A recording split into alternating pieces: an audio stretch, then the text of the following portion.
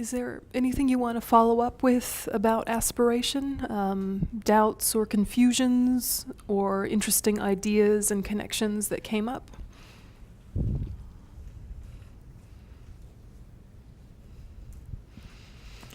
Yeah. For me, I feel it's challenging to tell the difference between ego, like seeing value, and then like the border between that turning, oh, I want more money, and stuff that kind of mixed. Yeah, it's hard to kind of know why you attribute value. Are you attributing value to what you aspire to out of some ego reason or out of some broad sense of benefit? Is that, yeah, and that's, I mean, that's all of our that's all of our question, really, isn't it? But I think that if you ask, okay, if this what I aspire to happened, and no one noticed that I was instrumental in it, would I still be happy that it happened? Yeah? Then maybe it's a good aspiration. If we became Buddhas and no one else knew we were Buddhas, we just looked like a regular person with a regular job and a regular life, doing regular things, but everything we did was in order to benefit others. Everything we did was from a place of perfect, unbiased, impartial compassion, and with the perfect ability to know for this person they need silence, for this person they need advice, for this person they need contact and affection and hugs, for this person they need space and boundaries and time. And I would know precisely and directly what for who and when. But no one knew that I was the one making everyone's life better. Would I still be happy? Your ego says no. But really, that deep part of yourself we could call your Buddha nature or your Buddha potential, I think you would be happy if you knew that that was the impact you had on others. Can it be done now? Well, you can try, but it's not going to be unmistaken, right? Somebody else?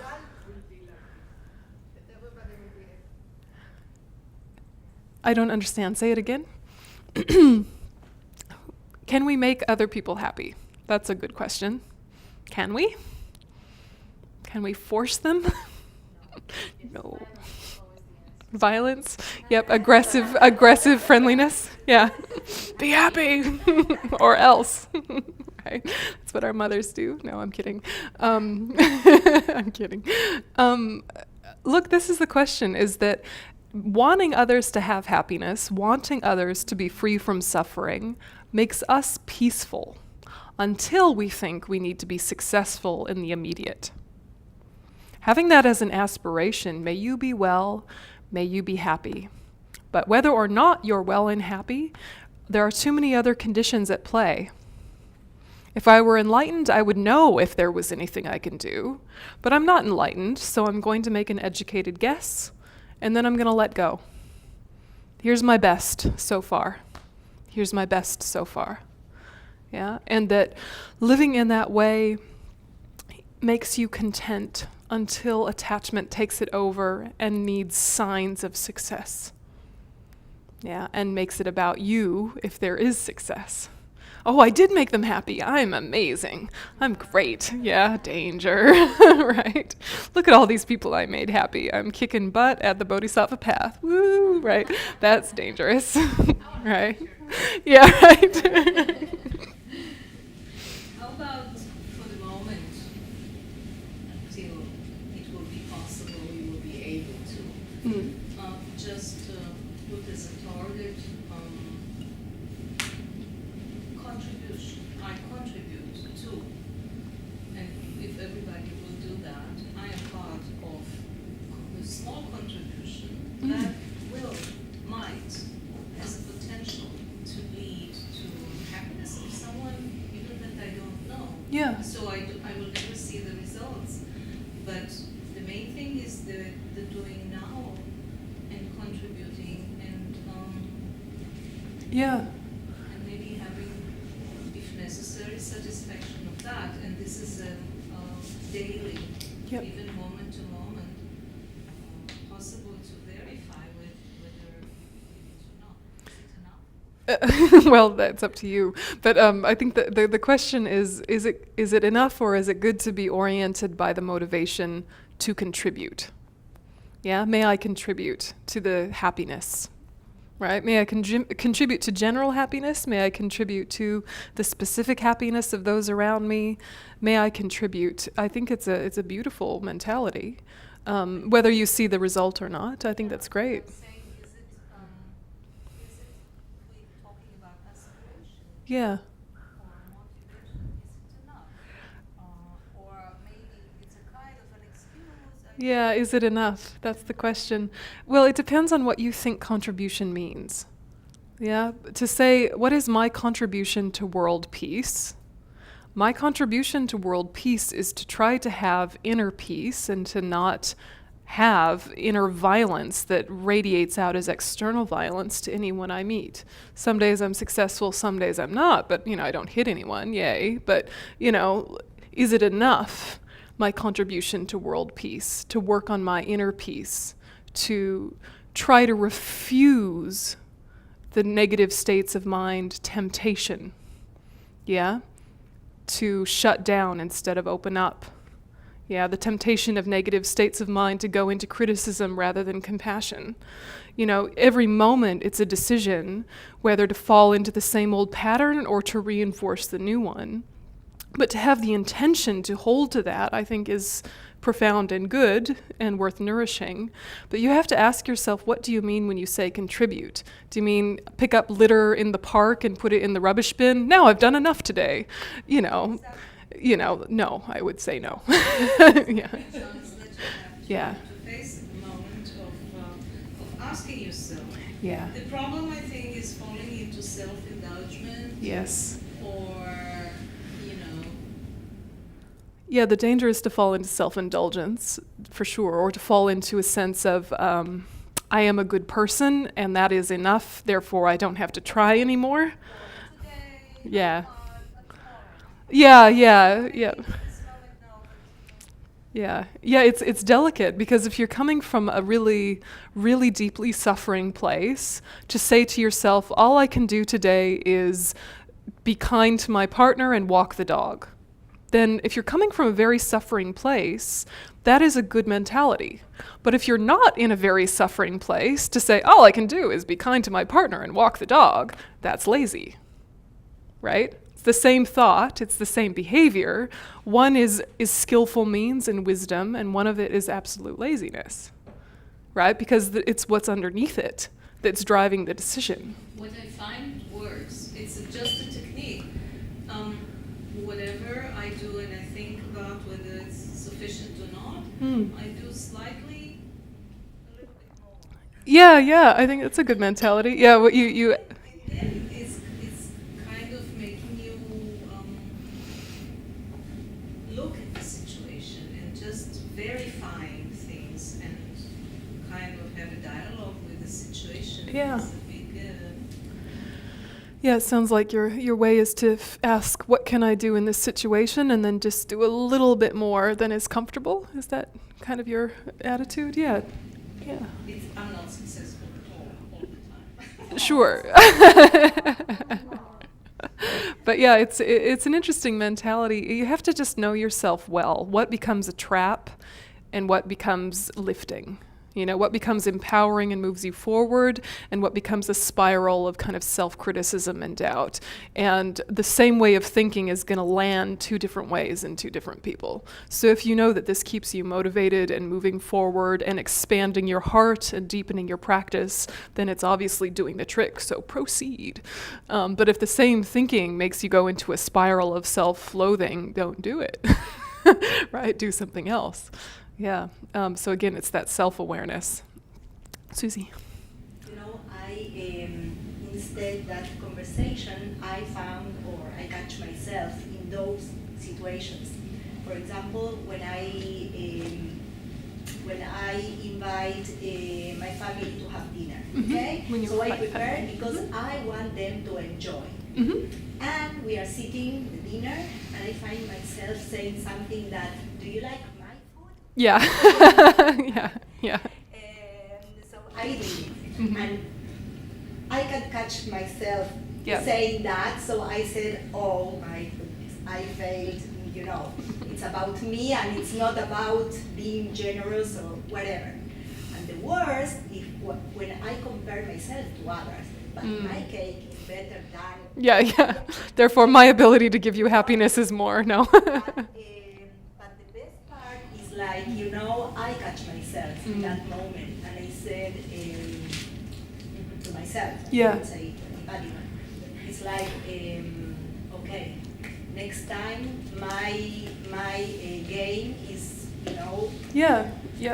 preventing to say things like that, because otherwise is, all about me. Yep. Yeah, exactly. You've got that self-awareness that knows sometimes you're, offering dinner to your family from this really beautiful place of, I just want them to enjoy and I want them to connect and I want the family experience. And then ego creeps in and says, do you like my food? Do you like my food? Yeah, and that is decreasing the tone of the experience, and so you catch yourself and say, okay, I'm going to stop that, and next time I won't say it. But you kind of also keep a sense of humor, though, isn't it? Kind of go, oh, look at how we do that. If we talk about, the path, Yeah. I can say that in the past, I didn't notice that. Yeah. And I was offended if someone said, oh, the neighbor's cake is better than yours. Or Yeah, something like that. absolutely. And it doesn't happen today. It's like, so I can catch myself in the deepest, Yeah. part of That's a good sign. Yeah, that you still fall into the trap, but you used to not even notice, right? Yeah, I think that's things that can give us energy are remembering where we started. Yeah, remembering where we started. Some things that can happen when you're in a spiritual community, especially if you live in one, but if you're with one a lot, as some of you are, is that you look for signs of progress in other people to give you inspiration, and then sometimes don't see it and feel disappointed, right? Not knowing where they started from. Right? I remember I had this experience once when I lived in a large community where there was someone much more senior to me on the path that I really looked up to, and I thought she was really like a mentor for me, someone I could look up to and follow in her footsteps. And then one day I saw her lose her temper, and she really lost her temper, like really bad. And she lost her temper in such a way that I could not even picture myself losing my temper in that way as an adult. Like, it's the way I would have lost my temper when I was 12 or 13 or something. And so I was so shocked because I really looked up to her, and I was just like, what if Buddhism doesn't work? She's been doing it for 20 years and she lost her temper. Oh my God. And I really had a bit of like an existential crisis about it. And I talked to one of the nuns about it, and she was like, oh, honey, I knew her 30 years ago. You have no idea where she started from. Like, this is amazing that she only is like this like once every 5 years. She used to be like this once every 5 minutes. You have no idea where she started from. And that's the thing, is that when you're comparing, you got to compare yourself to yourself. Yeah, and not other people, unless it's in a way that makes you happy and inspired. Like if you have known someone for 30 years and knew that they used to lose their temper like that, and now it really takes so much more and happens so much less often, then that kind of comparison can make you inspired and happy. But we have to be careful that we're not turning the spotlight outward on the spiritual path, because sometimes when we have this really intense self-awareness and we're really looking inward a lot, we can start to do it with a harsh gaze and feel a little bit, I'm not that bad though, look at them. Yeah, it can happen. Like you're looking at yourself so often that you get fed up with it and want to kind of soothe yourself by looking at the faults in other people. It can happen really easily. You're like, wait, they're not so great. Me. Yeah, as a way of self-soothing. So if you can catch yourself, and a friend of mine uses this as imagery. She imagines like the spotlight at a theater, looking out, going, yeah, but look at them. Yeah, but look at them. And she imagines herself taking the spotlight and turning it back around on herself like that. And say, yes, but what about you? Because you're the one you're in control of, in theory, on a good day. Yeah, yeah.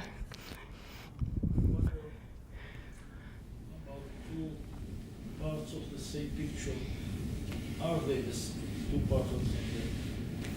We are talking a lot about being good. Being good. I'm asking myself, what is the relationship between this attitude and the other side, namely making the effort not to be offensive, alienated, to take care of the minus? Yeah, it's an important question, right? Is it the same thing to try and be beneficial and not harmful? Are they the same thing, or are they two separate things, and which needs more energy? I think that's a really good question for each of us as individuals and also just generally, right? But when you say we talk a lot about being good, I think that's an oversimplification of what is meant by the Bodhisattva path, because it sounds too sweet. And the Bodhisattva path is not always sweet, right?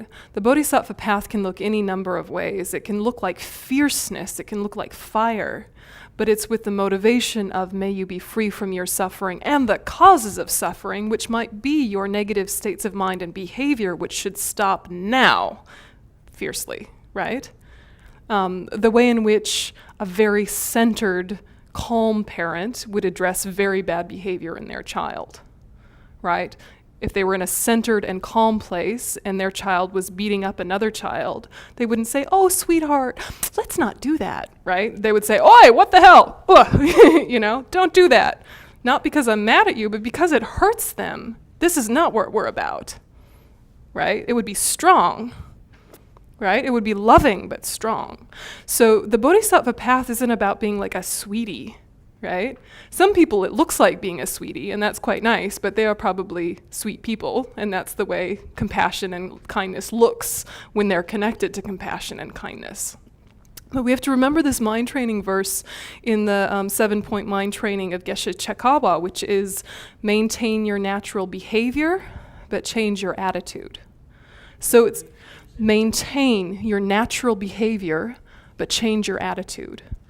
So you start becoming the best version of your personality. Yeah, your humor, your silliness, your fierceness, your directness, your analytical abilities, all of the things that are already character traits, dependently arisen character traits built over many lifetimes perhaps, or at least this one. You're using them all to the good, but you're not becoming a different person. You're using your same tools in a beneficial way.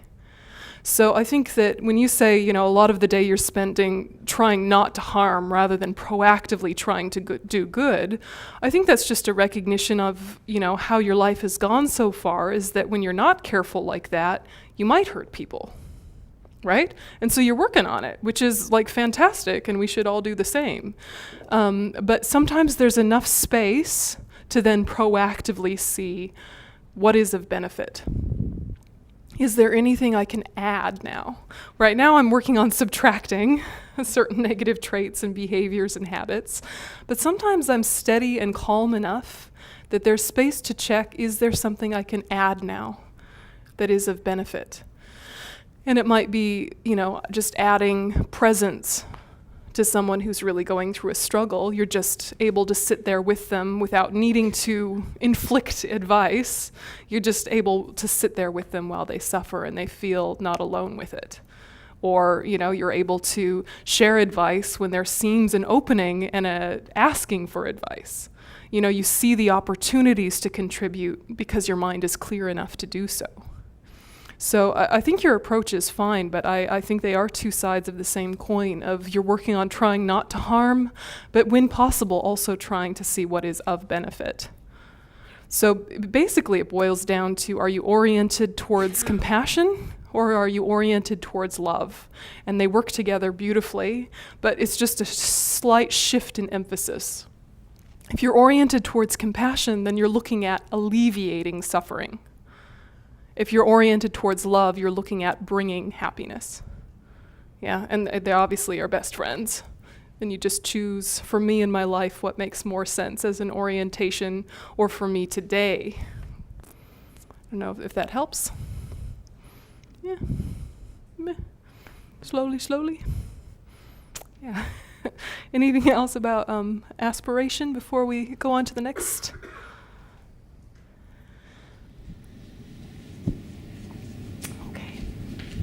Yes, yeah.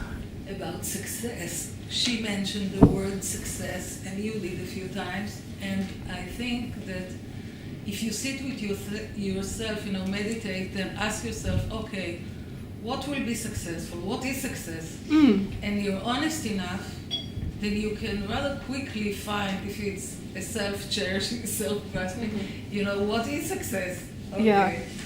And then you have to be a bit courageous, but it can come up. Yeah. Your ego can, float somewhere, and then you have to take another turn. Yeah, no, it's an interesting approach. It sounds like you kind of start from what would success be and then work your way backwards. Success for who?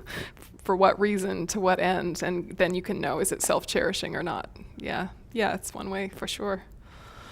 For sure. Look, it's not going to be perfect, right? And if you think it has to be perfect before you start, you'll never start, right? You have to just, what is the spiritual path to me, or what is the path to self-development for me? What is the path to altruism for me? It's not going to be perfect yet, but let's just start, untidy and imperfect, and just try. And, sometimes we'll do well and sometimes we won't, but the trying is the very thing that leads to more effort. Yeah, it is the hardest thing for us is starting, especially starting after we've stopped. So just a gentle, consistent effort will lead to more and more effort and more development. But if we overdo it, then we burn out, stop, and it's very hard to continue. Yeah? So this is really talking about the power of steadfastness, which is basically try not to start something until you're sure you can finish it, which is hard to know. Right? It's hard to know if you can finish something, but you really, really have a strong intention to finish before you start. And you've really clearly looked at what the steps would be to getting to the end before you start. I mean, this is maybe a delicate example, but think of if you get married with the thought, this is forever, or you get married with the thought, we'll see. Yeah? If you get married with the thought, we'll see, it's probably not going to work out, right? It probably will be fun for the first couple of years while the pheromones are still activated, right? And then the pheromones wear off, and then the attachment settles, and you're like, oh my God, what? And you see people's humanity, and there's a possible re-choosing moment of truth of, now that the illusion has fallen away, do I still want to be with you? And some people say, yes. But if you get married with the thought, this is forever, then when you get to that, 3-year point, the pheromones have worn off, the attachment has settled, it doesn't feel like an option to say, well, this isn't as much fun now, so never mind. Right? Because in your mind, you decided at the beginning this is forever. And so if it's possible for it to be forever, you're going to see if it can be. You've got the will to move you through things that you didn't expect. You've got the will to move through moments of disappointment. Now, this isn't to say that there still isn't an argument for occasionally saying, well, I thought this was forever, but no, it's not. I thought it was forever, but it's not working, so let's separate. But to think about big promises and big commitments in your life, whether it's a career commitment, it's a commitment to another person, it's a commitment to a spiritual path, your degree of promise often is related to your degree of power. There is power in promises. There really is, and we already have experience of that. And if you make a big promise to something that you've really thought out, then all of the little interruptions that happen naturally in life, you don't see as an excuse to give up. And if you do give up, it's for some solid reasons rather than a passing whim. Do you know what I mean? Yeah. So this power of steadfastness is very much about, where am I going with this, and can I actually get there? Because it's a recognition of how much momentum there is with continuous effort, and how difficult it is when you interrupt effort. When you drop something, it's very hard to pick it up again. A Buddhist example of this is when people take a highest yoga tantra commitment, When people take a highest yoga tantra commitment, some people have really thought about it and have thought, okay, I hear that there's this daily practice requirement, which is at least 20 minutes every morning, 20 minutes every night, and probably another 20-minute practice with mantra recitation. I know there's going to be more vows than I already have, and yep, yeah, I think I'm ready for this. I'm not totally sure what it's going to look like or be, but I am ready for this. I trust this process. I trust this person. Let's do it. And they keep their commitments, and it's like, it doesn't even occur to them not to. And then some people take highest yoga tantra on a whim, yeah, because they just happen to be there that day, yeah, or they like the idea of it. And then they drop their practices quite soon, feel guilty about it, feel ashamed about it, get defensive about it, and sometimes don't come back to class, even basic classes, because they're all filled with this whole tangle. Yeah, this happens. So if it's the case that it's something like this, if it's a practice situation like this, if it's a life situation like this where you jumped in too soon and then gave up and felt bad about it, there has to be a little bit of just gentle repair work where you say, okay, I did stop. That wasn't ideal. I lost momentum. All right, let's just let myself stop for a minute and ask again, why did I want to do this? Before you pick it back up again and start again, really assess, what was the benefit in this? What was I thinking when I did this? And then re-choose it with power. Re-choose it with power and follow through. But it kind of destroys us a little bit when we make a big promise and don't keep it, right? There's a real sadness that happens when you really decided on something and then just let it go. It, in a lot of ways, is better not to have decided on it and to have waited and checked in a lot of cases. So, again, this is knowing with self-awareness that you will never know all of the factors involved in any promise, but you can make an educated guess based on what you know of yourself. And if you can make your decisions based on how you know yourself to be in an ordinary day, not at your best. Yeah, if you make decisions based on who you are at your best, they will fail because you are not at your best all the time. And then you'll feel so disappointed, right? But part of what afflicted pride does is sees yourself at your best as if that is you. And then you're never measuring up to that with the consistency you expect, and then feel that you're falling short. Do you know this feeling? And it's like, well, what if you just named it for what it is? That's me at my best, when everything is going well, when all the conditions support it, when people in my life are helping with that, when my health is doing well, when the sun is shining, etc., then I can achieve all these amazing things, but that's me at my best. That's not me all the time. And me all the time is fine. But if you assume you have to be at your best all the time, you always have a grain of disappointment in yourself. And it happens in our meditation, where we might have had a couple good meditations and now are comparing every other meditation to those really interesting ones, or those moments of like deep connection or deep peace or whatever. We're comparing it in the wrong way, not as oh cool, that's what I could get to when I have more consistency and stability. You instead look at it as, oh, I'm so deficient that I'm not there all the time. Yeah? So this power of steadfastness, really gentle self-awareness. Who are you normally? Who are you normally? And then make plans from that place. Yeah. A day with normal amounts of stress, a day with normal amounts of grumpiness and neediness and all your stuff. Yeah, then, okay, if that person can see through that choice, then make the choice. Does it make sense? In a retreat environment, you're trying to push yourself, right?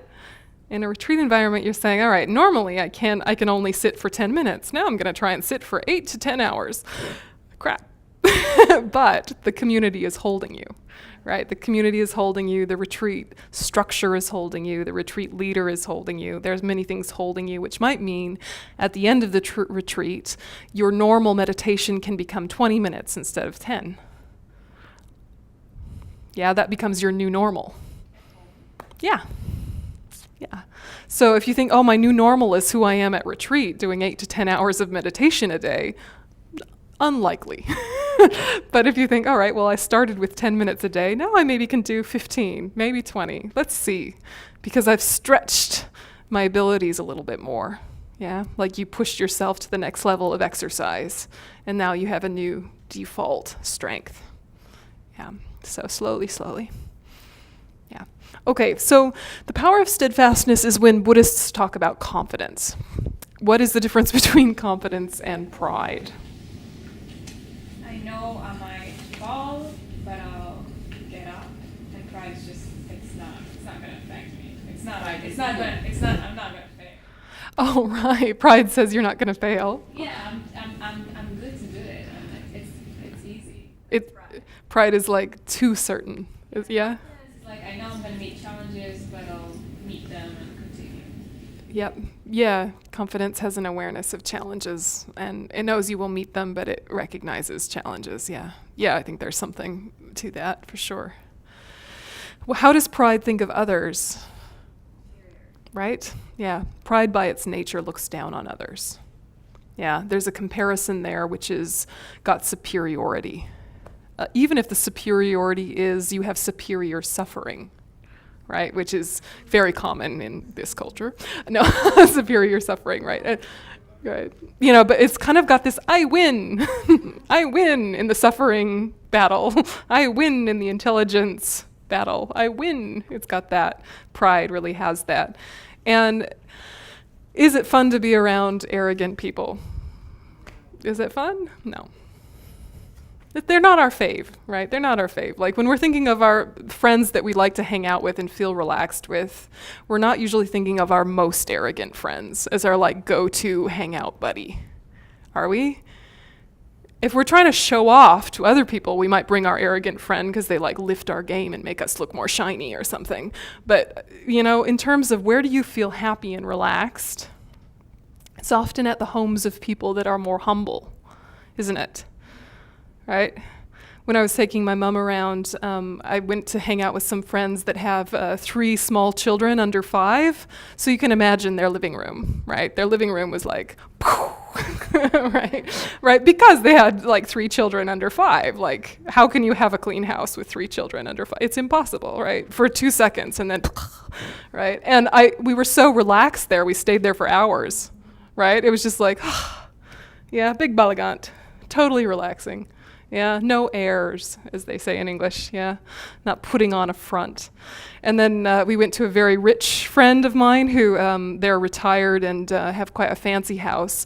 And it was lovely and everyone was so nice, but we felt sort of like we didn't want to bump anything over and we didn't want to knock anything over. And it was just like, should I wear shoes? Can I use your bathroom? I don't want to use your bathroom, it's fine. Like you just feel a little like, right? And, you know, this is just an example, right? It's not like a pervasively true thing, but to think of what is it like to be with someone who is holding a facade, right? It's not relaxing. Yeah. And so who are we when we're presenting a facade? Are we fun to be with, or are we just intimidating or annoying? It's not a very culturally Israeli thing to show on it. I think people just be who they are for them. I think that's our... It's one of your strengths, Israelis? That's our flaw, maybe, that we don't try to be politically correct and show on. Yeah, there's being nice, yeah. Being nice. It's so nice to meet you. We are just not. We don't know that.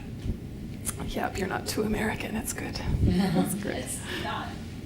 That we don't know. We don't know that. How to fake being nice. Yeah. You know, though, that when you hold the facade, right? You're not really aware of what other people think of you, if they're happy. For you, everyone should be grateful when they see you. Exactly. They love you, you know, you have no doubt about it. So it makes it even more pathetic, you know, to Exactly. Yeah, exactly. You don't even notice people's responses. Yeah. But the other thing is that you're also fragile because you either don't notice people's responses or you're hyper aware of their responses. It depends on your style of pride. You want them to praise and validate you all the time because you expect and feel entitled to it, right? But everything is about you when you're in pride.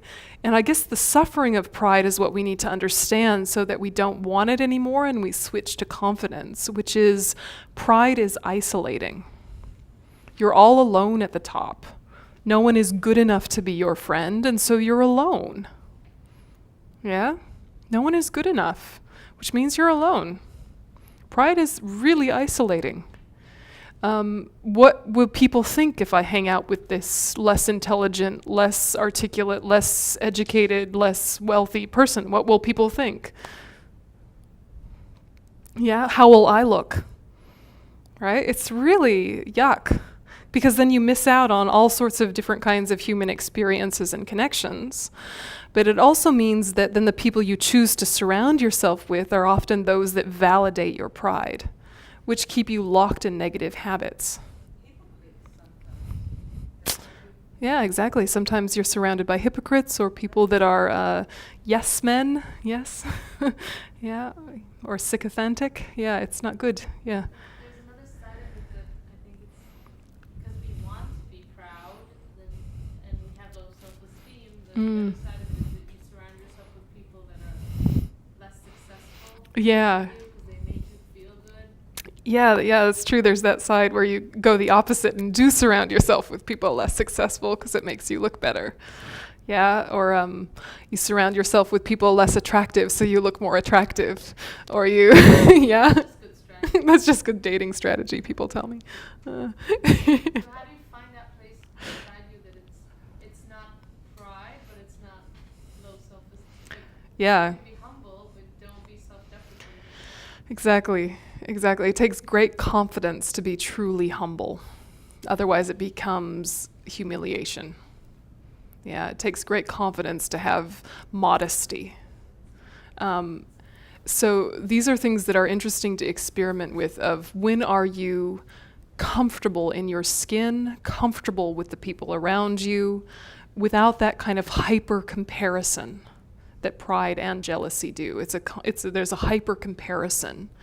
You know, am I the thinnest one? Am I the smartest one? Am I the richest one? Am I the coolest one? Am I the funniest one? Am I the deepest one? Am I the spiritualist one? You know, the one, you know, this comparison that pride and jealousy does, it's exhausting and it requires a huge amount of maintenance to feel soothed.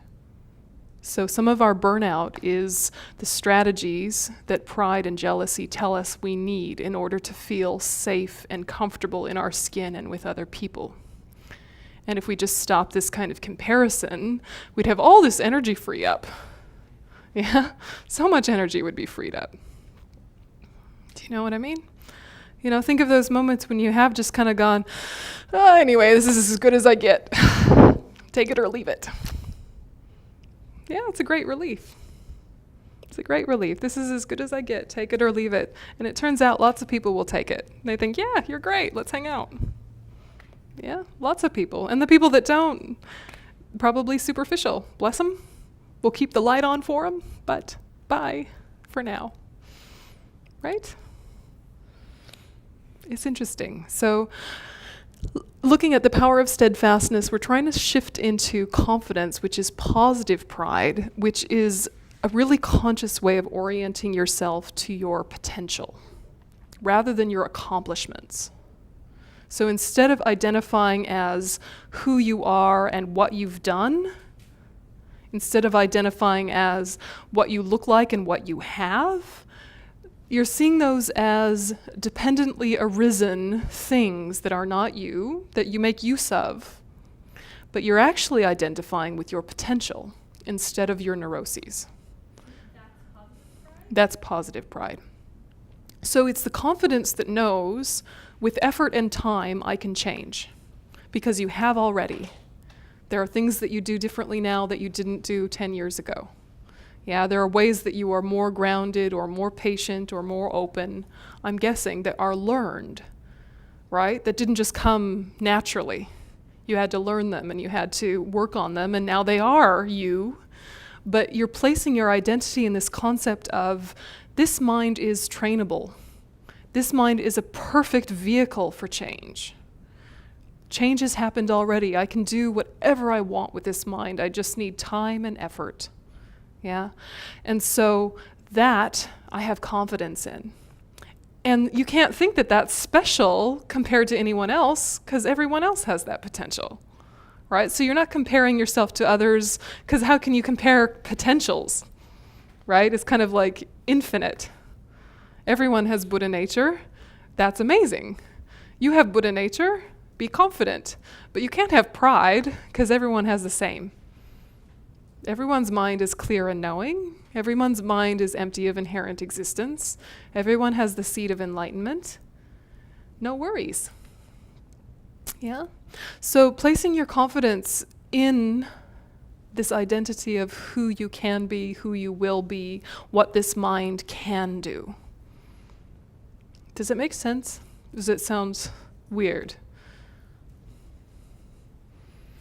It's, in basic psychological terms, it would be the difference between a growth mindset and a fixed mindset, right? A fixed mindset identifies with what you've already learned and what you can already do. And so if you can't do something, you think you're stupid or bad. That's a fixed mindset. A growth mindset sees that if you can't do something, you must not have learned it yet.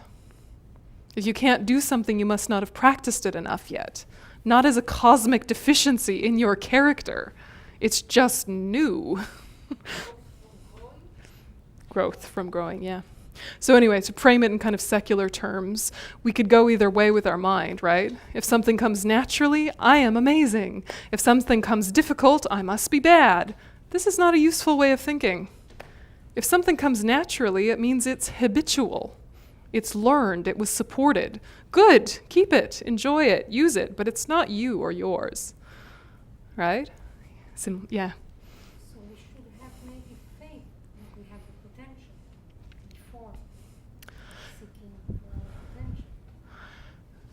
Faith in our potential before seeking our potential? This is interesting, yeah, maybe. I mean, you can have faith in your potential based on experience of growth. Right? So it is based on past abilities in a sense, but it's not thinking of them as inherent qualities that are innate to you. You're seeing all your skills as having been learned, therefore why can't other things be learned? This becomes really interesting why someone like His Holiness will always say, I'm just a simple monk, right? We know he's not a simple monk. He's not simple. He's a Larumpa Geshe, right? He's studied for 20, 30, 40, 50 years, right? And that's just this life. Yeah, and he's got all sorts of interesting qualities that are magical and amazing, we think, but even if you just take him on the surface, he's not simple. Why does he say that he's simple? Exactly. Exactly. He wants to inspire people to then become like that. If they like him, he wants that to feel like an achievable thing. If he's magic and amazing and different, then how can you ever be like him? That's a special kind of person. Yeah? Well, it is a special kind of person, but it's a special kind of person that was born from causes that you yourself can do. So you're not off the hook. You can become like His Holiness. In fact, that's our job, right? We can become like that. We will become like that. The whole comparison, we are not blind to other people. Rhythm of, as you said, pace of development and what causes and conditions. Everyone else was born in other different contexts. Yeah. So we're not. It's kind of hard to be blind to this. Yeah. So? Everyone has different experience. Sure, everyone has different experience. Everyone came in with different supports and different traumas and different stuff. But that doesn't say anything about them specifically. That's about conditions. Right? it also doesn't say anything about potential, but it is, yeah, it's just like it makes you think it's going to be a long way. Sure.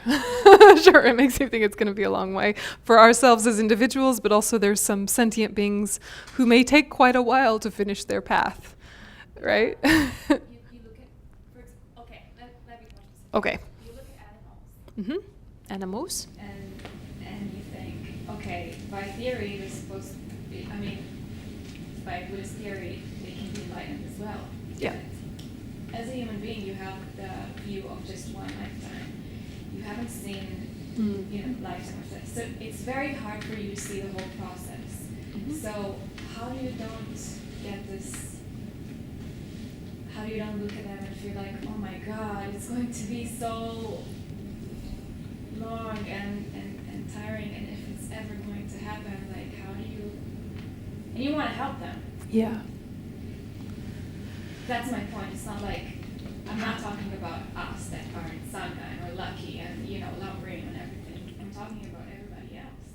How do you not get disillusioned with just the amount of suffering and ignorance there are in the world, like other species, like animals, like people that are really habituated to negativity, like all this kind of stuff? How do you not get kind of saddened by that or lose energy seeing that?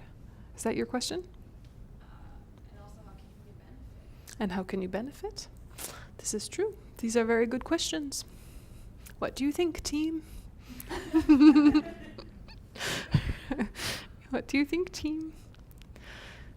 What is the difference between healthy disillusionment with samsara and despair? How do you bear witness to suffering without becoming consumed by suffering? By doing the best you can, for sure. Yeah. And I think that what really helps me when I encounter, great suffering, is first of all knowing that I cannot control the karma of the other person, and that all I can really do, there's limits. So you use compassion, and sometimes you're able to help or not, and you pray for that person many times. But understanding that karma is involved here. Yeah, understanding really karma is involved. Changes, you don't take the burden or in. You with that person, but you don't, even if you do tonglen, for instance, you take the suffering of so you still, safe, is that a word? Yeah. You still, not because you're keeping safe for yourself, but you know that there are borders that are there. Yeah. Yeah, you're recognizing people have individual karma, right? And you're also recognizing that there is the difference between having responsibility and feeling burdened, right? And if you're taking responsibility, you're looking for opportunities for growth, momentum, benefit. If you're feeling burden, then all you're seeing is the obstacles to that. But if you're looking for openings, it becomes kind of this curious, invigorating investigation when you're with people of, okay, sure, afflictions, yep, they're talking afflictions, they're speaking from afflictions, there's all sorts of suffering and ignorance. Anyway, that's not them, that's surface. I see that it's there, I acknowledge it's there, but what I'm looking for are openings. Openings where I can trigger insight in them. Openings where I can help them wake themselves up. And then that becomes quite invigorating for you. That becomes like, well, however long it takes, this is good work. This is work that I love. Yeah, but if you're always looking at, wow, look at all of the obstacles to awakening in sentient beings, yeah, you're going to be like, let's go to Bali. Yeah, and just forget. Let's just go on a Soma holiday, right? Let's just space out into oblivion, because it's all too hard and too much. So you have to be able to look at suffering the right way. Looking at, like you were saying, with the awareness of karma, but also looking at suffering from the perspective of impermanence, because yourself, there have been incredibly dark times in your life. that you've moved through. And during those darkest moments, it would have seemed like growth and happiness and connection were impossible in those moments. And if someone was trying to support you and help you, they might have been like, wow, that is epic. I don't know what to say. Good luck, right? And yet you moved through it. Yeah, it was temporary. Even if it lasted a while, it moves through, grief, trauma, suffering. These things come in waves. They have different shades. And even if you've had kind of a sadness with you for years and years, it's not the identical sadness moment to moment. Yeah, it spikes and it drifts and it changes form, and you can work with it in different ways day to day. So part of what makes us freak out about seeing our suffering and seeing other people's suffering is forgetting impermanence. Yeah. I also think that it takes a team to help essentially. Yeah, it takes a team. Cannot fall. Yeah. Well, this is interesting because the pride of action says the opposite. Only it doesn't mean the opposite. So you're saying it helps to have a team. And certainly it does help to have a team. And one of the 3 jewels is the Sangha jewel. Generally speaking, the community, specifically monks and nuns, cosmically Arya beings. Okay, that is a true thing. However, to have confidence, you should think, by myself alone. By myself alone. Because it actually gives you more energy than to expect, want, seek support. Not that you don't deserve it or it's not useful. It is useful. You do deserve it. It's great to have it. But if you're always hungry for it, you will be perpetually disappointed in human beings for letting you down. Yeah. I think we are, if I may take it a step further, I think this is exactly what we are doing, because we are striving to have compassion. Mm-hmm. We are starting to have bodhicitta, Mm-hmm. and we are learning in order to know how to help everybody. Yep. So if we take it like step by step, looking at everything will become more bearable. Mm-hmm. And also, because it's impermanent, more approachable. Mm-hmm. It will not look like there's nothing to do, it will never change, Yeah. and this is how the world is, and then we sink so deep down. Like Yep. the sun is shining. Bodhicitta helps. This is an interesting concept by myself alone, because Lama Zopa Rinpoche finishes a lot of his dedications with by myself alone. He is obviously not alone, right? But to think of it as an orientation. What if you decide to do something worthwhile and decide you will do it whether or not anyone helps you? You have gathered mental resources that will sustain you the whole project. And then if people do help you, it's like you have surplus, extra, benefit, bonus. You're so happy to be supported, but you didn't need it, right? It's just like, oh, hooray, people are helping. This is fantastic. Yeah. Whereas if you go in it with, all right, I'll start, but other people better help, then you go in with deprivation mentality. You go in with hunger. You go in with neediness, which means people are probably less likely to help you. Yeah? Because they feel burdened by your need. But there are burnouts in what you have just described, because you may start by wanting to do it, and able. Yeah, you start out wanting to do it. Yeah. And then bit by bit, the kernel goes. Yeah, and this can lead to burnout, but this is when you overestimate your own abilities, right? Right? So that's attachment, right? Aha, oh. Not to apply the wisdom, street of aspiration on this psychological process, as I see it. Yep, how to approach it. Look, first of all, you need to underestimate your abilities instead of overestimate them.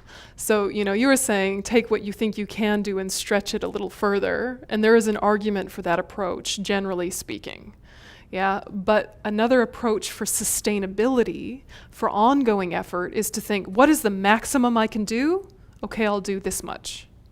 Because that means you'll do it again, and again, and again, and again, and be able to continue doing it. So if you say, I can meditate for an hour every day, meditate for 20 minutes. Yeah? Even if you can meditate for an hour, which probably you can't. Probably you are meditating for 5 seconds and then thinking about the telly the rest of the time. But, say you actually could meditate for an hour really well. By meditating less than an hour, you stop while you're still enjoying it, which means you want to do it again. Whereas if you push yourself to your absolute limit, you might feel satisfied that day with that day's effort. And then when you go to repeat it, you go, oh, that was a bit rough actually the other day. Nah. And you don't do anything. Yeah, this can happen. So the strategy is to underestimate your abilities so that you repeat it. And, I've used this analogy before, but it's interesting to think about, like, if you want to go on a bushwalk or a hike with a bunch of friends, and you think it's beautiful and amazing, and you really want to go, and you've been hanging out for it for ages, and planning for it, and if you say to your friends, I am going on this hike. Do you want to come? They might come. If you say, you guys, we should go on this hike, all of us together, who's in? They'll be like, okay, and then not come, right? Because, you're expecting the willpower and the drive to come from the group from the very beginning, and they actually aren't as sold on the idea as you. Right? But if you're the one who's the most sold on the idea and you're going to do it whether or not they go, that might be contagious. Yeah? And they go, well, she's excited about it. Maybe I'll go. Yeah, I'll go. Yeah? They don't feel the burden or the pressure. Yeah.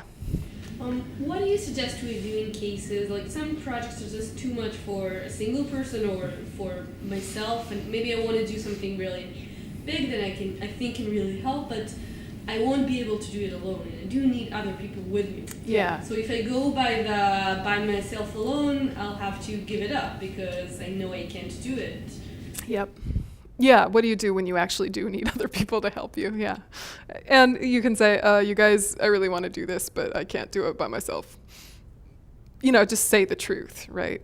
But the concept with this mentality is the amount that you want to do and are able to do aren't necessarily the main thing. It's your mentality too. So here we're talking about my mentality is to become enlightened for the benefit of all sentient beings by myself alone, meaning no one has to understand my path. No one has to agree with my path. No one has to support or understand my path. I'm going to do it because it's worthwhile. My life can be chaos. My life can be peace. People can be kind to me. People can be awful to me. All of this is fuel for my path. All of this is fuel for my path. And that is the orientation we're having. And then if I get support, if there is a Dharma center, if there is a teacher, if there are people who support me, this is such a wonderful bonus. But you didn't go in thinking, I can't practice unless I have these things. You're taking responsibility for your own transformation. Yeah, it creates a much different mental energy and a much different confidence.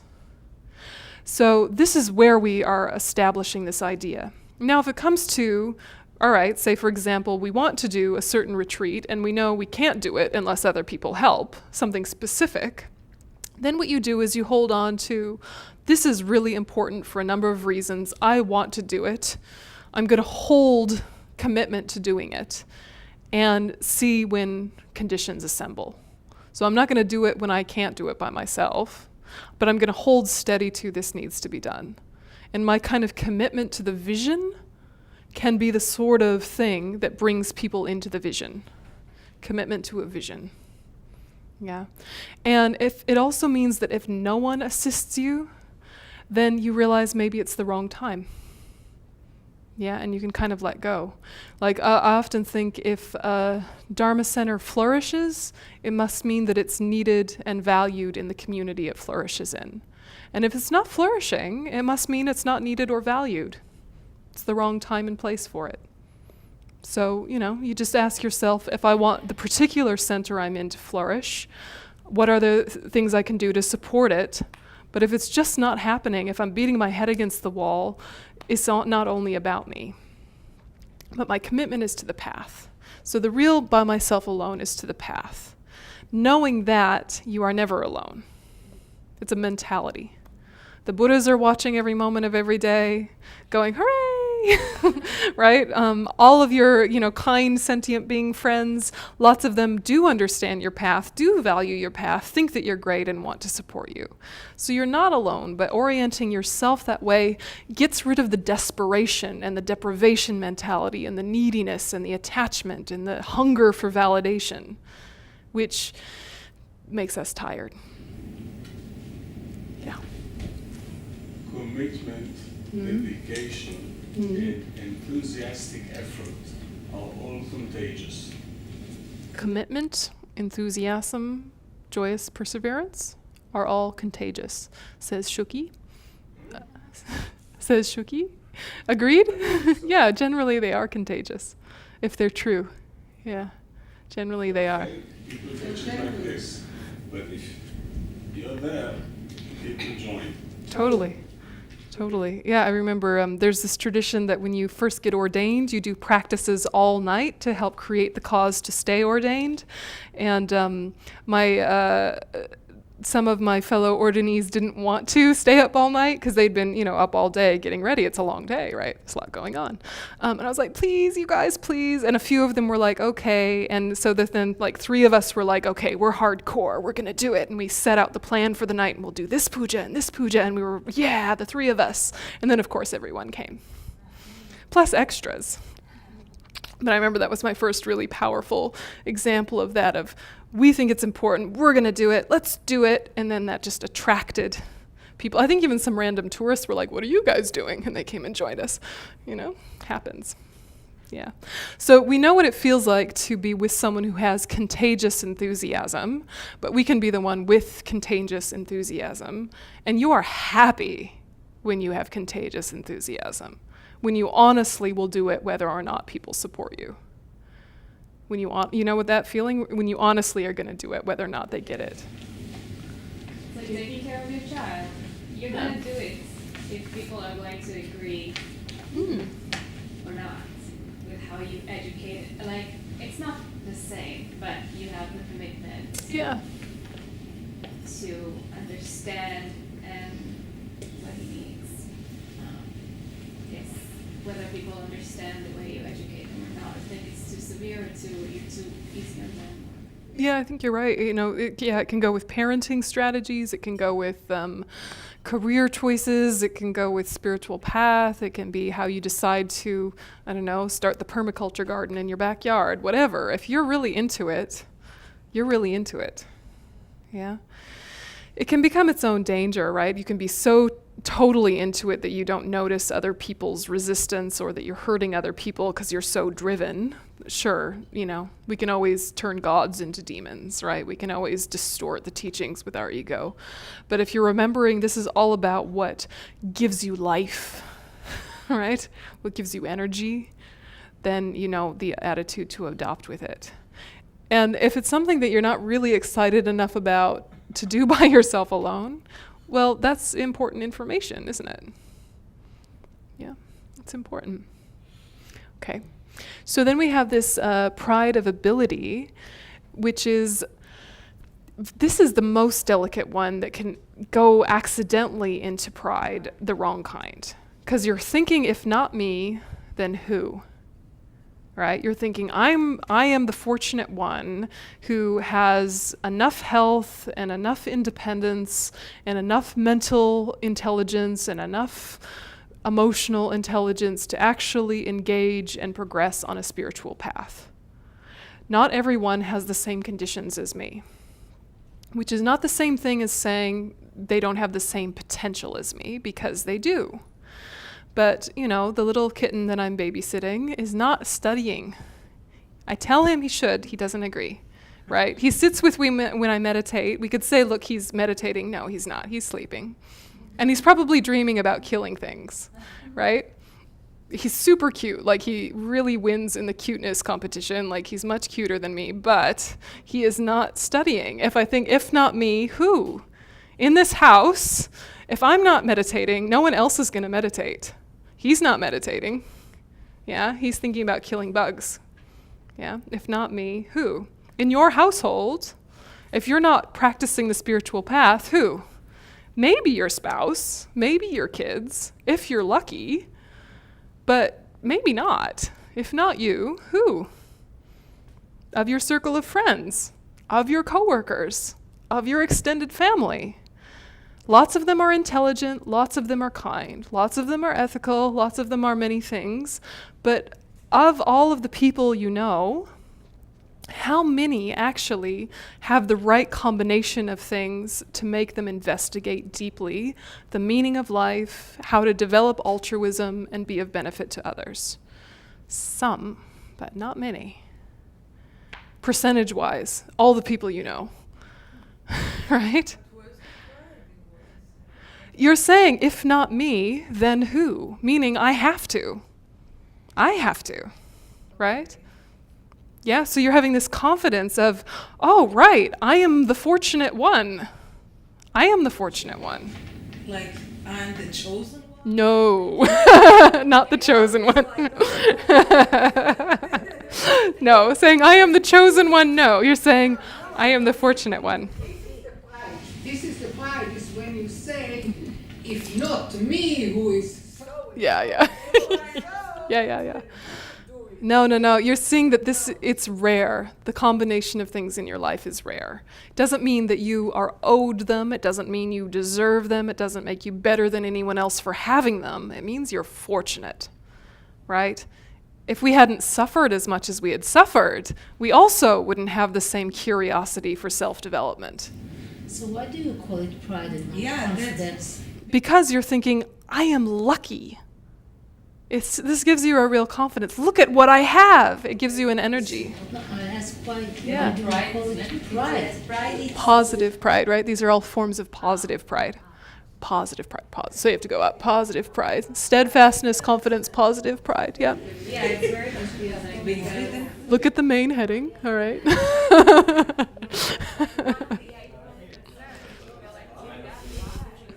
You're dissolving into chaos. All right. Stop dissolving into chaos, dear friends. Yeah. Okay. So go back to see where it says 2. Okay. So steadfastness is the same as confidence, is the same as positive pride. Here are 3 types of positive pride. It's like being responsible. 2B and 2C. Exactly. Hence the circles and the numbers. Anyway, I know I should have spelled it out. Sorry, go on.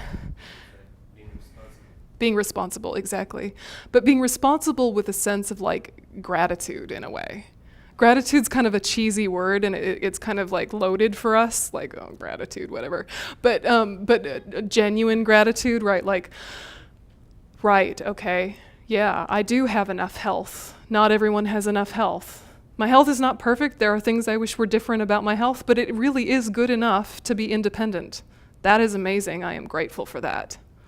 Right? My intelligence is not perfect. There are smarter people than me. However, it is good enough to progress with the information I want to progress with. I'm incredibly fortunate. I should use it. So you should respond. Respond. Yeah, exactly. I should respond to these opportunities in a way that is responsible for the greater good. Yeah, like this. Like this. Look, it's a tricky one, this one, because, it's so easy to then take it the wrong way. Right? But don't take it the wrong way, okay? Yeah. Maybe it's more like a feeling that I can do it, or I can do something. Yeah, I can do it. Yeah, exactly. I mean, you're realizing the kind of inner supports you already have. Yeah, I mean, like, even for example, everyone in this room speaks good enough English to understand these classes and read these course materials. Not all of these topics have been translated into Hebrew. Some of them have and some of them haven't, right? So it doesn't mean you're like better because you can speak this language. Like all of us probably could do with learning some Tibetan, but it makes you really fortunate because it means you can access certain specific content that would be harder to access if you didn't have this particular language as a tool. Do you know what I mean? So it's like this. So you're thinking, okay, I have to. It's a way of also killing this laziness of despondency that we talked about in some of the earlier sessions, right? The laziness of despondency, which is like the spiritual path is only for special people, not me. Yeah, that kind of like letting yourself off the hook for practice because you think, oh, I'm just a regular person. Really amazing transformation, that's for special people. Yeah, it's a laziness, yeah. So this counteracts that laziness when you realize, oh wait, actually, I'm pretty fortunate. I better get the job done, right? If I want the world to be a better place, I might actually be one of the instruments to make that happen. Oh, right, okay, yeah, I should get my act together, okay. Yeah, like that. So it can kind of give you some momentum. Okay, and then the pride of afflictions. This is pride over your afflictions. So you're saying to yourself, they shall not win. They shall not win those rat bags, right? It says, I will triumph over them. Yeah, it's having pride that you are stronger than your negative states of mind, which is not altogether true all the time, but it means that you're adopting this attitude that says, enough. Yeah, you're saying enough negative states of mind. You are firmly entrenched and used to being here, but actually, my compassion, my wisdom, when I remember them, are stronger than you. Piss off. Yeah? No. Yeah, you're taking a real firmness with your negative states of mind, recognizing they are not you. They are information, they are interesting, they are responses, they are natural, but they are not you. Enough. Yeah? It's reorienting your identity to your potential, but also to your already present compassion and wisdom. Because if you are in compassion and wisdom very strongly, even in this moment, and you really connected with it, say we all meditated on compassion really strongly right now for 3 minutes, and then a crazy person came in here with a gun, we would respond in a centered way, probably quickly, probably skillfully, maybe even physically trying to get the weapon away from him. But if we had really connected with our compassion, we would not think, let's hurt him. Right? We would think, let's protect him from himself, let's protect everyone else from him, but not let's hurt him. We would think, oh my gosh, he is really suffering and dangerous. Right? Our compassion is stronger than our anger when we orient ourselves that way. We just need to remember that it is so that we orient ourselves that way. Already it's stronger, don't you think? It's just that if we're distracted, then we get animal. Right? If we're distracted, we go fight, flight, freeze, right? We just kind of default back into afflicted animal mode. But if we've oriented ourselves with our positive states of mind, they will protect our mind from negativities. We just have to remember to. So have some faith in your own compassion, in your own wisdom, that when it is driving, it's incredibly strong and it's stronger than your afflictions. It's just not always driving. What do you think about this? Do you think it's true if you really connect with compassion that it does protect you from anger while you're right? So this is a type of confidence that really is helpful. It comes out of inclusiveness. Yeah, it does. It's empowering to remember this. Because we've already had moments of this where, like, the conversation was too important for us to get upset, or the conversation was too important to make it about us. And so we oriented ourselves into, this is important, this is, potentially harmful to people, I need to remain focused and steady. And then we, had a difficult conversation, right? But we oriented ourselves first. Do you know this feeling? Right? This is too important for me to make it about me, or this is too important for me to lose my temper. Yeah? So when you've adjusted yourself into that mindset, it then protects you from afflictions. It's why we keep adjusting our motivation and adjusting our motivation. Again. Yeah. Okay, so we'll have another little break and then finish and think of if you have any questions or additions during the break. 20 minutes.